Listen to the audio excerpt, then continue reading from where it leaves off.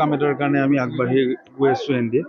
গতিকে তাৰ আগমুহূৰ্তত আমি আমাৰ গোৰেশ্বৰ আঞ্চলিক যি নেকি বাথৌ থানচালি তাত উপস্থিত হৈ ভগৱানৰ ওচৰত প্ৰাৰ্থনা জনাইছোঁ, যাতে এই বাথৌৰ শ্ৰীচৰণত প্ৰাৰ্থনা জনাইছোঁ যাতে আগন্তুক সময় এনডিএৰ কাৰণে খুব সুন্দৰ হয়, যাতে আমাৰ যি নেকি সপোন আমাৰ BTC প্ৰধান হাগ্ৰামা মহিলাৰী ডাঙৰীয়াৰ সেই সপোন যাতে পূৰ্ণ কৰাৰ ক্ষেত্ৰত আমি এনডিএ গোৰেশ্বৰ সমষ্টিও যাতে সম্পূৰ্ণভাৱে সহযোগ কৰিব পাৰোঁ, তাৰ কাৰণে আজি আমি বাথৌ থানচালিত উপস্থিত হৈছোঁ।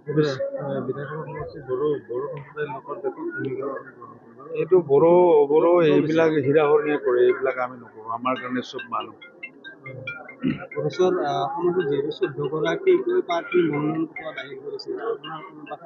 এনডিএৰ লক্ষ্য 70% ভোট লোৱা টোটেল পলিঙৰ। 100টা যদি ভোট পৰে তাৰে 70টা ভোট এনডিএ লোৱা। গতিকে তাৰে পিছত যদি কোনোবা আমাৰ সংকট প্ৰত্যাহ্বান হয় বুলি ভাবে, সেইটো আৰু তেখেতসকলৰ কথা। আমাৰ কাৰ্যকৰ্তাসকলে যিমান কষ্ট কৰি আছে তাতকৈ বেছি কষ্ট এনডিএৰ আমাৰ ঘটক দল BPFৰ কাৰ্যকৰ্তাসকলে কৰি আছে।